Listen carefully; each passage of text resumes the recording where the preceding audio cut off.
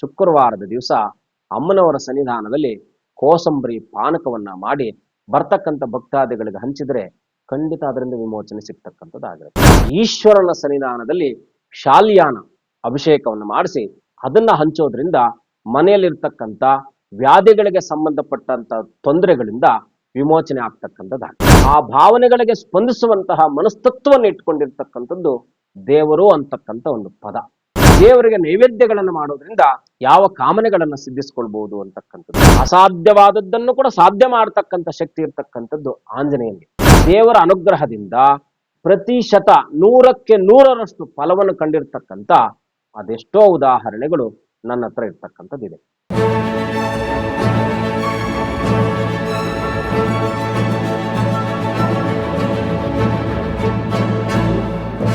ಶ್ರೀ ಗುರುಭ್ಯೋ ನಮಃ. ಐಂ ಹ್ರೀಂ ಶ್ರೀಂ ಶ್ರೀಮಾತ್ರೇ ಲಲಿತಾಂಬಿಕಾಯೈ ನಮಃ. ಶ್ರೀ ವಿಷ್ಣು ರೂಪಾಯ ನಮಃ ಶಂಕರಾಯ. ಆತ್ಮೀಯರೇ, ನಿಮ್ಮೆಲ್ಲರ ಬದುಕು ಆನಂದದಾಯಕವಾಗಿರಲಿ, ಸನ್ಮಂಗಳದಾಯಕವಾಗಿರಲಿ ಅಂತೇಳಿ ಅಮ್ಮನವರಲ್ಲಿ ಅನನ್ಯವಾಗಿ ಪ್ರಾರ್ಥಿಸಿ, ನಿಮ್ಮೆಲ್ಲರಿಗೂ ಕೂಡ ಸಮೃದ್ಧಿ ಟಿವಿಗೆ ಆಧಾರದ ಸ್ವಾಗತವನ್ನು ಬಯಸುತ್ತಾ, ಮಿತ್ರರೇ, ಇವತ್ತಿನ ಒಂದಷ್ಟು ನಮ್ಮ ಪ್ರಯತ್ನಗಳಲ್ಲೂ ಕೂಡ ನಮಗೆ ವಿಫಲತೆ ಕಾಣ್ತಕ್ಕಂಥದ್ದಾಗಿರುತ್ತೆ. ಸರಿಯಾದ ಉದ್ಯೋಗ ಸಿಗದೆ ಇರತಕ್ಕಂಥದ್ದು, ಸರಿಯಾದ ಸಮಯಕ್ಕೆ ಆಯಾಯ ಕಾಲಮಾನಕ್ಕೆ ಏನು ಆಗಬೇಕಾಗಿರ್ತಕ್ಕಂಥದ್ದು ಇದೆಯೋ ಅದು ನಡೀದೇ ಇರತಕ್ಕಂಥದ್ದಾಗುತ್ತೆ. ಇನ್ನು ಧಾರ್ಮಿಕ ನಂಬಿಕೆಗಳು ನಮ್ಮನ್ನ ಬೆಂಬಿಡದೆ ಯಾವತ್ತಿಗೂ ಕೂಡ ಅದು ನಮಗೆ ಮೋಸ ಮಾಡಲಿಕ್ಕೆ ಯಾವುದೇ ಕಿಂಚಿತ್ತೂ ಕೂಡ ತೊಂದರೆ ಇಲ್ಲದ ರೀತಿಯಲ್ಲಿ ನಮ್ಮನ್ನ ಅದು ಕಾಯ್ತಾ ಇರತಕ್ಕಂಥದ್ದಾಗಿರುತ್ತೆ. ಅಂತಹ ಧಾರ್ಮಿಕ ನಂಬಿಕೆಗಳಲ್ಲಿ ಒಂದು ವಿಶೇಷವಾಗಿರ್ತಕ್ಕಂಥದ್ದು ನಮ್ಮ ದೇವರಿಗೆ ಮಾಡಬಹುದಾಗಿರ್ತಕ್ಕಂಥ ನೈವೇದ್ಯ ಹೇಗಿರಬೇಕು, ಅದರ ಶುಚಿತ್ವ ಹೇಗೆ, ಯಾವ ವಿಧಾನದಲ್ಲಿ ದೇವರಿಗೆ ನೈವೇದ್ಯವನ್ನು ಮಾಡಬೇಕು, ಮಾಡುವಂತಹ ನೈವೇದ್ಯವನ್ನ ದೇವರ ಸ್ವೀಕಾರವನ್ನು ಮಾಡ್ತಾರ? ಯಾಕಂದ್ರೆ ದೇವರು ನಿರಾಕಾರನು, ಅವನಿಗೆ ಆಕಾರನೇ ಇಲ್ಲ. ಹಾಗಿದ್ದಾಗ ನಾವು ಯಾವುದೋ ಒಂದು ವಸ್ತುವನ್ನ ದೇವಸ್ಥಾನದ ಮೆಟ್ಟಲುಗಳ ದಾಟಿದ ನಂತರದಲ್ಲಿ ಅದು ಪ್ರಸಾದವಾಗಿ ಮಾರ್ಪಡುತ್ತೆ. ಅದು ಯಾವುದೇ ವಸ್ತು ಆದರೂ, ನೀವು ನೀರು ತಗೊಂಡೋದ್ರೆ ತೀರ್ಥವಾಗುತ್ತೆ, ಅನ್ನ ತಗೊಂಡೋದ್ರೆ ಪ್ರಸಾದವಾಗುತ್ತೆ, ಹೂ ತಗೊಂಡೋದ್ರೆ ಪ್ರಸಾದ ಆಗುತ್ತೆ. ಎಲ್ಲಕ್ಕೂ ಕೂಡ ಆ ಒಂದು ಸ್ಥಾನಕ್ಕೆ ಹೋಗಿ ಹೊರಗಡೆ ಬಂದಾಗ ಪ್ರಸಾದವಾಗಿ ಮಾರ್ಪಡುತ್ತೆ. ಹಾಗೆ ದೇವರಿಗೆ ವಿಶೇಷವಾಗಿ ನಿಮ್ಮ ಕೋರಿಕೆಗಳಿರ್ತಕ್ಕಂಥದ್ದು ಇರುತ್ತೆ. ಪ್ರತಿಯೊಬ್ಬರ ಮನುಷ್ಯನಲ್ಲೂ ಕೂಡ ಕೋರಿಕೆಗಳು ಸರ್ವೇ ಸಾಮಾನ್ಯವಾಗಿ ಇರ್ತಕ್ಕಂಥದ್ದು ಇರುತ್ತೆ. ಅಂತಹ ಕೋರಿಕೆಗಳನ್ನ ನೆರವೇರಿಸುವ ಸಲುವಾಗಿ ಯಾವ ದೇವರಿಗೆ ಯಾವ ನೈವೇದ್ಯವನ್ನ ನೀವು ಮಾಡ್ಕೊಂಡು ಹೋಗಿ, ಅಥವಾ ದೇವರಿಗೆ ಆ ನೈವೇದ್ಯವನ್ನು ಅರ್ಪಣೆ ಮಾಡೋದ್ರಿಂದ ನಿಮ್ಮ ಆ ಒಂದು ಏನು ಅಡೆತಡೆಗಳಾಗ್ತಾ ಇದೆ, ಆ ಕೆಲಸಗಳಲ್ಲಿ ನಿರ್ವಿಘ್ನಗಳು ಬರ್ತಾ ಇದೆ, ಅದೆಲ್ಲವನ್ನು ಕೂಡ ದೇವರ ಅನುಗ್ರಹದಿಂದ ಪ್ರತಿಶತ 100ಕ್ಕೆ 100ರಷ್ಟು ಫಲವನ್ನು ಕಂಡಿರ್ತಕ್ಕಂಥ ಅದೆಷ್ಟೋ ಉದಾಹರಣೆಗಳು ನನ್ನ ಹತ್ರ ಇರ್ತಕ್ಕಂಥದ್ದಿದೆ. ಇದು ಅನುಭವದಲ್ಲಿ, ಯಾಕಂದ್ರೆ ಮನುಷ್ಯನಿಗೆ ಒಂದು ಅನುಭವ ಅಂತಕ್ಕಂಥದ್ದು ಒಂದು ಅದ್ಭುತವಾಗಿರ್ತಕ್ಕಂಥ ಶಕ್ತಿಯನ್ನು ತುಂಬುತ್ತೆ. ಅವನ ಕಾನ್ಫಿಡೆಂಟ್ ಲೆವೆಲ್ ಬೆಳೆಸುತ್ತೆ. ಫ್ಲೈಟ್ ಓಡಿಸ್ಬೇಕಾದ್ರೆ ಅನುಭವದ ಕೊರತೆ ಇದ್ದವನು ಫಸ್ಟ್ ಎಲ್ಬೋರ್ಡ್ ಹಾಕೊಂಡಿರ್ತಾನೆ. ಒಂದು 2 ವೀಲರ್ ಓಡಿಸ್ಬೇಕಾದ್ರೂ ಅಷ್ಟೇ, ಅವನಿಗೆ ಅನುಭವದ ನಂತರದಲ್ಲಿ ಅದನ್ನು ಸದೃಢವಾಗಿ ಓಡಿಸುವಂತ ವ್ಯವಸ್ಥೆಯನ್ನು ಅವನು ಮಾಡ್ಕೊಳ್ತಾನೆ.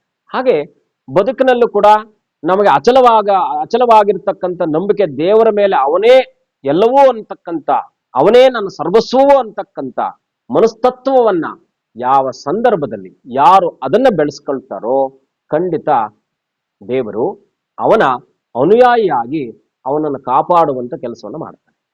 ಅದಕ್ಕೆ ಸಾಕಷ್ಟು ಉದಾಹರಣೆಗಳು ನಮ್ಮ ಹತ್ರ ಇರ್ತಕ್ಕಂಥದ್ದಿದೆ. ಯಾಕಂದ್ರೆ ನಾವೆಲ್ಲ ಕೂಡ ಒಂದು ದೇವರ ಪ್ರಸಾದವನ್ನ ಯಾವುದೋ ಮನಸ್ಸಿನಲ್ಲಿ ಆಲೋಚನೆ ಬಂದಾಗ ದೇವರು ಬಲಭಾಗದಲ್ಲಿ ಒಂದು ಹೂವನ್ನ ಅಥವಾ ಒಂದು ಪುಷ್ಪವನ್ನ ಕೆಳಗಡೆ ಹಾಕಿದ್ರೆ ನಮಗೆ ಆ ದೃಢತೆ, ನಿಶ್ಚಲವಾಗಿರ್ತಕ್ಕಂಥ ದೃಢತೆ ಮನಸ್ಸಿನಲ್ಲಿ ಉಟ್ಕೊಳ್ಳುತ್ತೆ.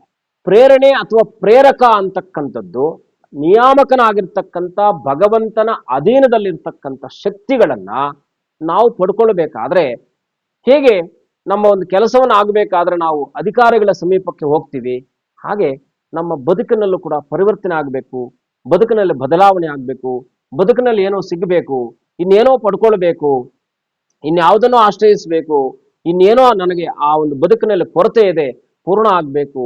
ಇದೆಲ್ಲ ಮನಸ್ಸಿನಲ್ಲಿ ಹುಟ್ಟುವಂತಹ ಸಂಕಲ್ಪಗಳು. ಈ ಸಂಕಲ್ಪಗಳಿಗೆ ಪ್ರೇರಣೆ ಆಗಿರ್ತಕ್ಕಂಥದ್ದು ನಿಮ್ಮ ಮನಸ್ಸಿನ ಭಾವನೆಗಳಾದ್ರೆ, ಆ ಭಾವನೆಗಳಿಗೆ ಸ್ಪಂದಿಸುವಂತಹ ಮನಸ್ತತ್ವವನ್ನು ಇಟ್ಕೊಂಡಿರ್ತಕ್ಕಂಥದ್ದು ದೇವರು ಅಂತಕ್ಕಂಥ ಒಂದು ಪದ. ನಿರಾಕಾರನಾದರೂ ಪ್ರಕೃತಿಯಲ್ಲಿ ದೇವರಿದ್ದಾನೆ, ಮರ ಗಿಡಗಳಲ್ಲಿ ದೇವರಿದ್ದಾನೆ, ಕಲ್ಲು ಬಂಡೆಗಳಲ್ಲಿ ದೇವರಿದ್ದಾನೆ, ನೀರು ಜಲಪಾತಗಳಲ್ಲಿ ದೇವರಿದ್ದಾನೆ, ಮನುಷ್ಯನಲ್ಲಿ ದೇವರಿದ್ದಾನೆ, ಪ್ರಾಣಿ ಪಕ್ಷಿಗಳಲ್ಲಿ ದೇವರಿದ್ದಾನೆ. ಎಲ್ಲವೂ ನಮಗೆ ಪೂಜನೀಯವಾದದ್ದೇ. ಆದರೆ ನೀವು ನೋಡುವಂತಹ ಮನಸ್ತತ್ವದ ರೂಪದ ಮೇಲೆ ಅದರ ಪ್ರಭಾವವನ್ನು ಇರ್ತಕ್ಕಂಥದ್ದಾಗುತ್ತೆ.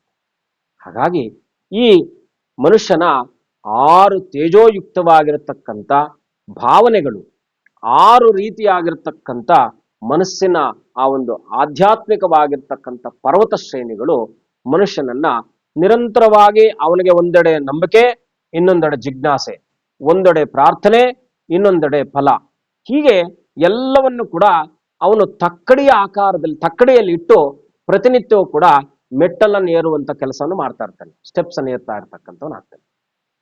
ಹಾಗಾಗಿ ಅವನ ಬದುಕಿಗೆ ಮನುಷ್ಯನ, ಯಾಕಂದ್ರೆ ತಂದೆ ತಾಯಿಗಳು ನಮಗೆ ಇನ್ನೆಲ್ಲೋ ಇರ್ತಕ್ಕಂಥದ್ದನ್ನು ತಂದು ನಮ್ಮನ್ನು ಪೋಷಣೆ ಮಾಡ್ತಾರೆ ಹೊರತು ಸೃಷ್ಟಿಯಲ್ಲಿ ಯಾವುದು ನಮ್ಮದಲ್ಲ. ಎಲ್ಲವೂ ಕೆರೆಯ ನೀರನ್ನ ಕೆರೆಗೆ ಚೆಲ್ತೀವಿ, ಯಾಕಂದ್ರೆ ಅದು ಎಲ್ಲೋ ಇರೋದನ್ನ ತಗೊಂಡು ಬಂದು ನಾವು ಅದನ್ನ ಬಳಕೆ ಮಾಡ್ತಾ ಇರ್ತಕ್ಕಂಥವ್ರು ಆಗಿರ್ತೀವಿ. ಹಾಗಾಗಿ ದೇವರಿಗೆ ನೈವೇದ್ಯಗಳನ್ನು ಮಾಡೋದ್ರಿಂದ ಯಾವ ಕಾಮನೆಗಳನ್ನ ಸಿದ್ಧಿಸ್ಕೊಳ್ಬಹುದು ಅಂತಕ್ಕಂಥದ್ದು. ಯಾವ ದೇವರಿಗೆ?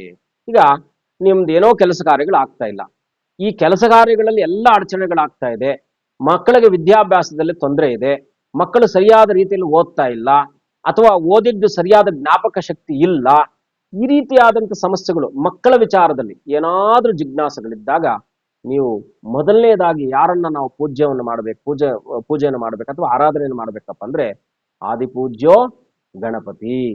ಗಣಪತಿಯನ್ನು ಆರಾಧನೆ ಮಾಡಿ, ಗಣಪತಿಗೆ ಬಹಳ ಮುಖ್ಯವಾಗಿ ಯಾಕೆ ಅವನಿಗೆ ಗರಿಕೆನೇ ಕೊಟ್ಟು ಅರ್ಚನೆ ಮಾಡಿಸ್ಬೇಕಪ್ಪ ಅಂದ್ರೆ, ಗರಿಕೆಗೆ ಗ್ರಾಹಿಸುವಂತ ಶಕ್ತಿ ಇರತಕ್ಕಂಥದ್ದು, ಅಂದ್ರೆ ನಿಮ್ಮನ್ನೆಲ್ಲವನ್ನು ಕೂಡ ಸ್ವೀಕಾರವನ್ನು ಮಾಡುವಂತ ಶಕ್ತಿ ಇರತಕ್ಕಂಥದ್ದು ಇರುತ್ತೆ ಗರಿಕೆಗೆ. ಹಾಗಾಗಿ ಗರಿಕೆ ಗಣಪತಿ ಅಂತಕ್ಕಂಥವನು ಸಿದ್ಧಿ ಮತ್ತು ರಿದ್ಧಿಕಾರಕನಾಗಿರ್ತಕ್ಕಂಥವನು. ಗುಣವನ್ನ, ಧರ್ಮವನ್ನ, ಆಚರಣೆಯನ್ನ ಮೂರನ್ನು ಕೂಡ ತೋರಿಸ್ಕೊಡ್ತಕ್ಕಂಥ ಗಣೇಶನನ್ನ ಕಾಯ ವಾಚ ಮನಸ್ಸು ಮೂರರ ತ್ರಿಕರಣ ಶುದ್ಧಿಯಿಂದ ಅವನನ್ನ ಪ್ರಾರ್ಥನೆ ಮಾಡಿ, ಮಕ್ಕಳ ವಿದ್ಯಾಭ್ಯಾಸದಲ್ಲಿ ತೊಂದರೆ ಇದ್ದಾಗ ಕಡಲೆಕಾಳನ್ನ, ಜ್ಞಾನಕಾರಕನಾರಪ್ಪ ಅಂದ್ರೆ ಗುರುವು, ಜ್ಞಾನಕಾರಕನ ಅವನ ಒಂದು ನಾವು ಪೂಜೆ ಮಾಡ್ತಕ್ಕಂಥದ್ದು ಕಡಲೆಕಾಳನ್ನಿಟ್ಟು, ಆ ಕಡಲೆಕಾಳು ಉಸಲಿಯನ್ನ ಗುಂ ಗುರುಭ್ಯೋ ನಮಃ ಗಂ ಗಣಪತಿಯೇ ನಮಃ ಅಂತ ಹೇಳ್ತೀವಿ. ಗಣಪತಿಯನ್ನು ಗುರುವಾಗಿ ಕೂಡ ಸ್ವೀಕಾರವನ್ನು ಮಾಡ್ತೀವಿ. ಹಾಗಾಗಿ ಗಣಪತಿಯ ಸನ್ನಿಧಾನದಲ್ಲಿ ಬಹಳ ಮುಖ್ಯವಾಗಿ ಸಂಕಷ್ಟರ ಚತುರ್ಥಿ ದಿವಸ ಕಡಲೆಕಾಳು ಉಸಲಿಯನ್ನು ಮಾಡಿ ಮಕ್ಕಳ ಹೆಸರಲ್ಲಿ ಸಂಕಲ್ಪವನ್ನು ಮಾಡಿ ನೀವು ಹಂಚೋದ್ರಿಂದ ಖಂಡಿತ ಪ್ರತಿಶತ, ಇದು ಅನುಭವದ ಮಾತಿನಲ್ಲಿರೋದ್ರಿಂದ ನಿಮ್ಮ ಮಕ್ಕಳ ವಿದ್ಯಾವಿನಯತೆಯಲ್ಲಿ ಬದಲಾವಣೆ ಆಗ್ತಕ್ಕಂಥದ್ದಾಗುತ್ತೆ. ಇನ್ನ ಮಕ್ಕಳಿಗೆ ಮದುವೆ ಆಗ್ತಾ ಇಲ್ಲ, ಸರಿಯಾದ ಸಮಯಕ್ಕೆ ಮದುವೆ ಆಗ್ತಾ ಇಲ್ಲ, ಸರಿಯಾದ ನಿರ್ಧಾರಗಳನ್ನು ತಗೊಳ್ಲಿಕ್ಕೆ ಆಗ್ತಾ ಇಲ್ಲ, ಉದ್ಯೋಗದಲ್ಲಿ ಅಡೆತಡೆಗಳಿದೆ ಅಂದ್ರೆ ಈ ಮಕ್ಕಳ ಎರಡನೇ ನಾವು ಹಂತ ಏನಪ್ಪಾ ಅಂದ್ರೆ, ಓದಿಸೋ ತನಕ ನಮ್ಮ ಜವಾಬ್ದಾರಿ, ನಮ್ಮ ಕರ್ತವ್ಯ ಇರುತ್ತೆ.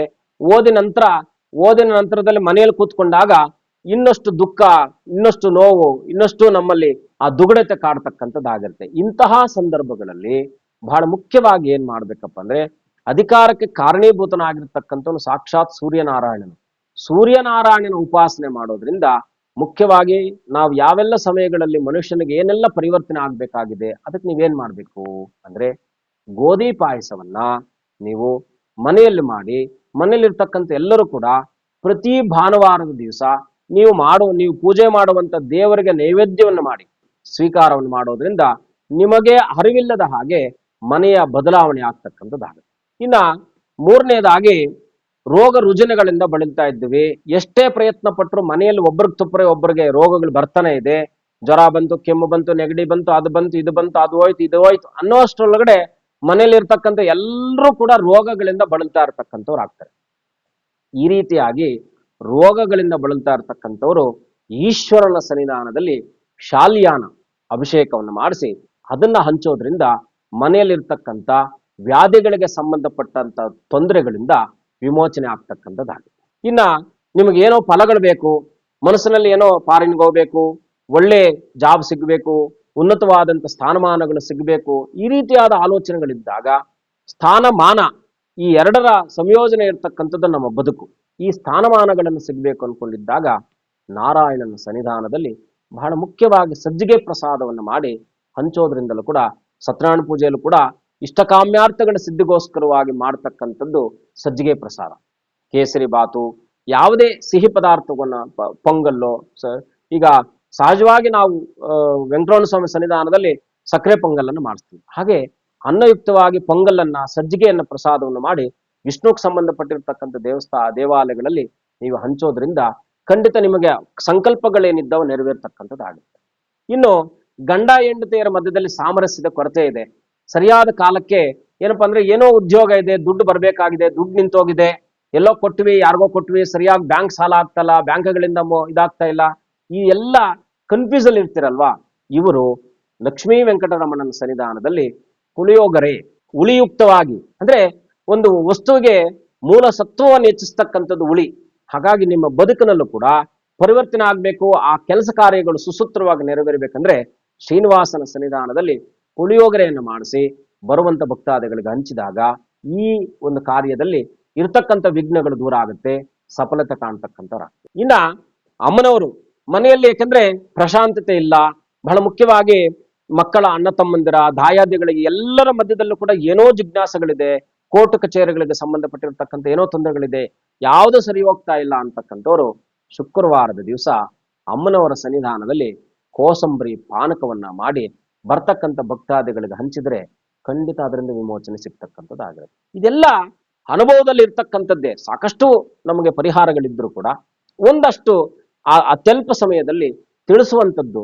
ಪ್ರತಿನಿತ್ಯವೂ ಕೂಡ ಮನೆಯಲ್ಲಿ ಒಂದು 4 ಇಂಚಿಗಿಂತ, ಅಂದ್ರೆ ನಾವು ಒಂದು ಮುಷ್ಟಿ ಅಂತ ಏನ್ ಕರಿತೀವೋ, ಈ ಮುಷ್ಟಿ ಪ್ರಮಾಣಕ್ಕಿಂತ ಹೆಚ್ಚಿನ ಮಟ್ಟದಲ್ಲಿ ವಿಗ್ರಹಗಳಿದ್ದಾಗ ನಿತ್ಯವೂ ಕೂಡ ಪರಬ್ರಹ್ಮ ಸ್ವರೂಪನಾಗಿರ್ತಕ್ಕಂಥ ನೀವು ಪ್ರತಿನಿತ್ಯವೂ ಕೂಡ ಸ್ನಾನ ಮಾಡ್ತೀರಾ. ಸ್ನಾನ ಮಾಡಿದಾಗ, ಯಾಕಂದ್ರೆ ಹೆಣ್ಣು ಮಕ್ಕಳು ಪ್ರತಿನಿತ್ಯ ಸ್ನಾನ ಮಾಡಿ, ಇನ್ನೊಂದೇನಪ್ಪಾ ಅಂದ್ರೆ, ಯಾವೆಲ್ಲ ಹೆಣ್ಣು ಮಕ್ಕಳು ಪ್ರತಿನಿತ್ಯವೂ ಕೂಡ ಸ್ನಾನ ಮಾಡಿ ಅಡಿಗೆ ಮಾಡಿದಾಗ ಸಾಕ್ಷಾತ್ ಅನ್ನಪೂರ್ಣೇಶ್ವರ ಅನುಗ್ರಹವಾಗುತ್ತೆ. ಆ ಮನೆಯಲ್ಲಿ ದನಕನಕ ವಸ್ತುವಾಹನಾದಿಗಳು ಸಮೃದ್ಧಿ ಆಗ್ತಕ್ಕಂಥದ್ದಾಗಿರುತ್ತೆ.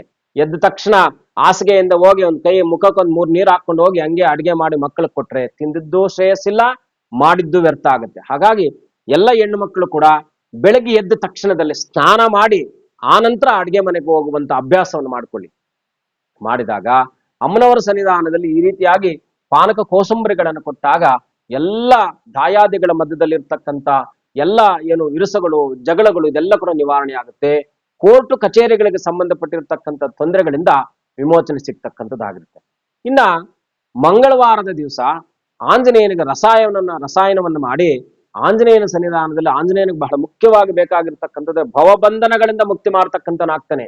ಎಲ್ಲೋ ಯಾವುದೋ ಕೋರ್ಟ್ ಕೇಸುಗಳಲ್ಲಿ ಸಿಕ್ಕಾಕೊಂಡಿರ್ತೀರಾ, ಪೊಲೀಸ್ಗೆ ಸಂಬಂಧಪಟ್ಟಿರ್ತಕ್ಕಂಥ ವಿಚಾರಗಳಲ್ಲಿ ಸಿಕ್ಕಾಕೊಂಡಿರ್ತೀರಾ. ಸಹಜವಾಗಿ ಈ ರೀತಿಯಾಗಿರ್ತಕ್ಕಂಥ ಲೀಗಲ್ಗೆ ಸಂಬಂಧಪಟ್ಟಿರ್ತಕ್ಕಂಥ ತೊಂದರೆಗಳಲ್ಲಿ ಸಿಕ್ಕಾಕೊಂಡಿರ್ತಕ್ಕಂಥವ್ರು ಅಸಾಧ್ಯವಾದದ್ದನ್ನು ಕೂಡ ಸಾಧ್ಯ ಮಾಡತಕ್ಕಂಥ ಶಕ್ತಿ ಇರ್ತಕ್ಕಂಥದ್ದು ಆಂಜನೇಯನಿಗೆ. ಅವನಿಗೆ ಅತ್ಯಂತ ಶ್ರೇಷ್ಠಪ್ರದವಾಗಿರ್ತಕ್ಕಂಥದ್ದು ಯಾವುದು? ಕೇಸರಿ ಬಾತು, ರಸಾಯನ, ಇನ್ನು ವಿಶೇಷವಾಗಿ ಬಾಳೆಹಣ್ಣು ಜೇನುತುಪ್ಪವನ್ನ ಆಂಜನೇಯನ ಸನ್ನಿಧಾನಕ್ಕೆ ಕೊಟ್ಟು ಪರಮಾತ್ಮ, ಅದು ಸಾಯಂಕಾಲ ಸಮಯದಲ್ಲಿ ಕೊಟ್ಟು ಬರ್ತಕ್ಕಂಥ ಭಕ್ತಾದಿಗಳಿಗೆ ನೀವು ಅದನ್ನ ರಸಾಯನವನ್ನು ಮಾಡಿ ನೀವು ಹಂಚೋದ್ರಿಂದ ಯಾರೆಲ್ಲ ಈ ಕೋರ್ಟು ಕಚೇರಿಗಳಿಗೆ, ಪೊಲೀಸ್ ಸ್ಟೇಷನ್ಗೆ ಸಂಬಂಧಪಟ್ಟಿರ್ತಕ್ಕಂಥ ವಿಚಾರಗಳಲ್ಲಿ ವಿಚಾರಣೆಯಲ್ಲಿರ್ತಕ್ಕಂಥವ್ರಾಗ್ತಾರೋ ಅವರು ಅನಾಯಾಸವಾಗಿ ಹೊರಗೆ ಬರ್ತಕ್ಕಂಥದ್ದಾಗುತ್ತೆ. ಇದೆಲ್ಲ ಅನುಭವದಲ್ಲಿ ಇರ್ತಕ್ಕಂಥದ್ದು. ಪ್ರಾರ್ಥನೆ ಅಂತಕ್ಕಂಥದ್ದು ನೋಡಿ, ಪ್ರಾರ್ಥನೆ ಖಂಡಿತ ಫಲ ಕೊಟ್ಟೇ ಕೊಡುತ್ತೆ. ಪ್ರಾರ್ಥನೆಗೆ ಇರಬೇಕಾಗಿರ್ತಕ್ಕಂಥದ್ದೇನು? ನಂಬಿಕೆಯ ಮೂಲಾಧಾರದಲ್ಲಿ ಮಾಡಬಹುದಾಗಿರ್ತಕ್ಕಂಥ ಸಮಸ್ತ ವಿಧವಾದ ಪ್ರಾರ್ಥನೆಗಳು ಕೂಡ ಫಲವನ್ನು ಕೊಡ್ತಕ್ಕಂಥದ್ರಲ್ಲಿ ಯಾವುದೇ ಸಂದೇಹ ಇರಲ್ಲ. ಲೋಕ ಸಮಸ್ತ ಸುಖಿನೋ ಭವಂತು.